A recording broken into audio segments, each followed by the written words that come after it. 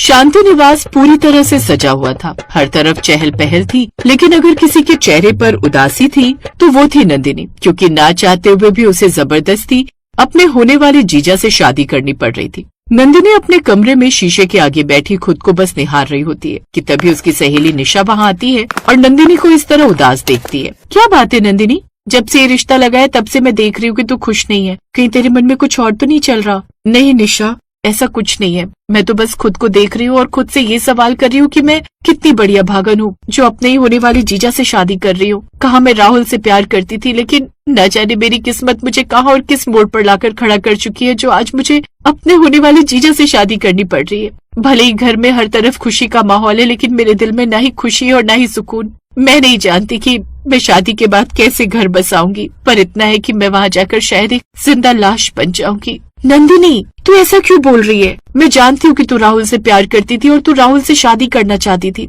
लेकिन सच बात तो ये है कि तुझे अपने घर की इज्जत बचानी पड़ेगी, क्योंकि सभी को ये बात पता है कि तेरी बड़ी बहन कविता इस रिश्ते से नाखुश थी और जब शादी की डेट फिक्स हुई तो वो अपने बॉयफ्रेंड के साथ भाग गई। शायद उसके भागने की वजह से ही तेरी खुशियों की बलि चढ़ा दी गई। निशा की बात सुनकर नंदिनी एक लंबी सांस भरती है और उदास होते हुए निशा से कहती है, निशा, मैं नहीं जानती कि मैं अपनी बहन से कभी नफरत कर पाऊंगी भी या नहीं, पर सच तो ये है कि उसने अपने प्यार के लिए स्टैंड लिया है, क्योंकि मेरे घर वाले उसकी शादी जबरदस्ती करवा रहे थे। अगर आज वो स्टैंड ना लेती और जीजाजी से शादी करने को राजी हो जाती तो शायद आने वाले समय में मेरा भी यही हाल होता। मुझे कुछ समझ नहीं आ रहा निशा कि मैं क्या करूँ। अपने परिवार वालों को सही समझो या अपनी बहन को या अपनी किस्मत को, क्योंकि सच बात तो ये है कि जब घर वालों ने दीदी के रिश्ते को नहीं अपनाया था तो वो मेरे रिश्ते को क्यों ही अपनाते। मैंने तो बस अब सब कुछ भगवान पर छोड़ दिया है। अब वो जैसा करेगा मैं उसी में खुश हूँ, क्योंकि असल खुशी तो मेरे हाथों की रेखा में है ही नहीं। दरअसल नंदिनी की बड़ी बहन की शादी रोहित से हो रही थी, पर उसकी बड़ी बहन तो किसी और से प्यार करती थी, इसलिए वो अपने प्यार का स्टैंड लेते हुए घर से भाग गई। जब इस बारे में घर वालों को पता चला तो उसके घर वालों ने नंदिनी के ऊपर शादी का प्रेशर बना दिया और ना चाहते हुए भी नंदिनी ने शादी के लिए हाँ कर दी। अब नंदिनी की शादी उसके होने वाले जीजा यानी रोहित से हो रही थी, और सिर्फ इसलिए नंदिनी खुश नहीं थी क्योंकि नंदिनी भी किसी और से प्यार करती थी। दोनों सहेलियां आपस में बात कर रही थीं कि तभी नंदिनी की माँ शांति वहां आती है। शांति ने जब कमरे में प्रवेश किया तो उन्होंने देखा कि नंदिनी की आंखों से आंसू रुकने का नाम नहीं ले रहे थे। शांति ने अपनी बेटी के कंधे पर हाथ रखा। उसकी आवाज में ममता तो थी, पर एक अजीब सा दबाव भी था। उन्होंने नंदिनी को समझाते हुए कहा, नंदिनी, ये आंसू पोंछ ले बेटा। देख, मैं तेरी माँ हूँ, तेरा दुख समझ रही हूँ, पर तेरी दीदी ने जो दाग हमारे खानदान पर लगाया है उसे सिर्फ तू ही धो सकती है। अगर आज ये शादी टूट गई तो तेरा बाप जिंदा नहीं बचेगा। माँ, आप सबको सिर्फ अपनी इज्जत की पड़ी है, मेरी पसंद का क्या आपको पता भी है कि मुझ पर क्या गुजर रही है? इज्जत ही सब कुछ होती है नंदिनी, एक बार शादी हो जाएगी तो सब ठीक हो जाएगा। अब जल्दी से तैयार हो जा, हल्दी का मुहूर्त निकला जा रहा है। शांति की बात सुनकर नंदिनी चुप हो गई, क्योंकि उसे पता था कि बहस करने का कोई फायदा नहीं है। शांति ने निशा को इशारा किया कि वो नंदिनी को लेकर नीचे आए। इशारा देकर शांति अब खुद बाहर चली जाती है। कुछ ही देर में निशा नंदिनी को तैयार कर नीचे ले जाती है, जहाँ नंदिनी और निशा देखते हैं कि नीचे आंगन में ढोलक की आवाज गूंज रही थी। पूरे घर को पीले और सफेद फूलों से सजाया गया था। ये सब देख नंदिनी एक लंबी सांस भरती है। तभी निशा नंदिनी को एक पीढ़े पर बिठाती है और नंदिनी के बैठते ही औरतें मंगल गीत गाना शुरू कर देती हैं। लेकिन नंदिनी को वो सब शोर लग रहा था। जब चाची और मौसियों ने उसे हल्दी लगाना शुरू किया तो उसकी आंखों से फिर आंसू छलक आए। नंदिनी, संभाल खुद को, सब लोग देख रहे हैं। चाची बार बार तेरी तरफ ही देख रही हैं। तेरी इस तरह भीगी आंखें और उदास चेहरा सबको समझते देर नहीं लगेगी कि तू इस शादी से खुश नहीं है। मैं तो कहती हूँ अपने गमों को छुपा ले अपने परिवार वालों के लिए। निशा, ये हल्दी नहीं है, ये मेरे सपनों की राख है जो मेरे चेहरे पर मली जा रही है। काश मैं भी दीदी की तरह हिम्मत कर पाती, पर मैं अपने माँ बाप को मरते हुए नहीं देख सकती। पर कब तक ऐसे चलेगा? तुझे रोहित जी के साथ पूरी जिंदगी बितानी है, पर अगर तू ऐसे ही रही तो क्या तू उन्हें कभी अपना पाएगी?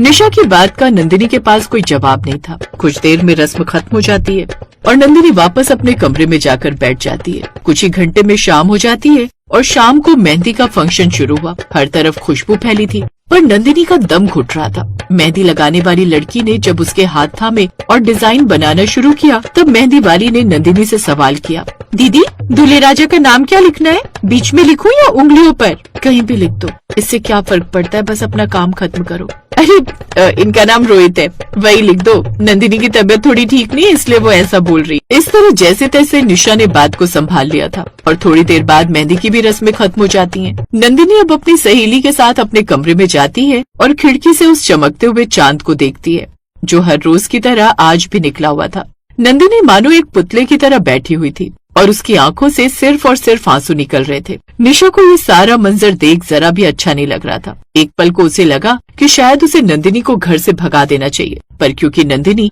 अपने घर की आखिरी बेटी थी और मायके की आखिरी शादी थी, इसलिए निशा कुछ नहीं बोलती। देखते ही देखते अब शादी की रात आ गई। शांति निवास के बाहर बारात का शोर था, लाइटों की चकाचौंध थी। नंदिनी भी अब लाल जोड़े में दुल्हन बनी तैयार थी। वो अपने कमरे में अकेली बैठी थी, तभी अचानक खिड़की के पास कुछ हलचल होती है और खिड़की से राहुल आ जाता है।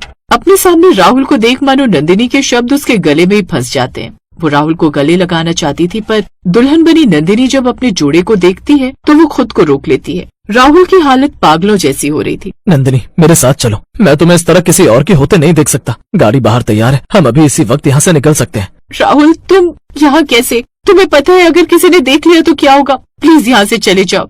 मैं कहीं नहीं जा रहा, तुम ये शादी सिर्फ दबाव में कर रही हो। क्या तुम अपनी पूरी जिंदगी उस इंसान के साथ बिता लोगी जिससे तुम्हें प्यार नहीं है? चलो मेरे साथ, हम अपनी नई दुनिया बसाएंगे। नहीं राहुल, मैं नहीं जा सकती। दीदी ने जो किया वो उनकी पसंद थी, पर मैं अपने परिवार की बर्बादी की वजह नहीं बन सकती। अगर आज मैं भाग गई तो यहाँ से मेरे पिता की अर्थी उठेगी।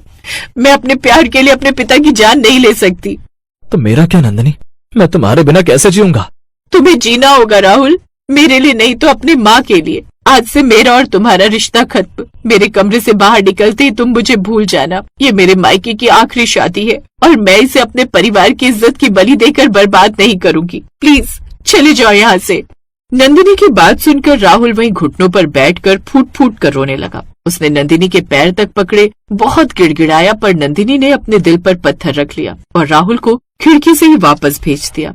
नंदिनी भी वहीं बैठकर फूट फूट कर रोने लगी, क्योंकि उसने अपने माँ पिता के लिए अपने प्यार की बलि चढ़ा दी थी। कुछ देर बाद निशा नंदिनी को लेने ऊपर आती है और नंदिनी भी अब निशा के साथ शादी के मंडप पर बैठ जाती है और इस तरह अब हमेशा हमेशा के लिए नंदिनी रोहित की हो जाती है।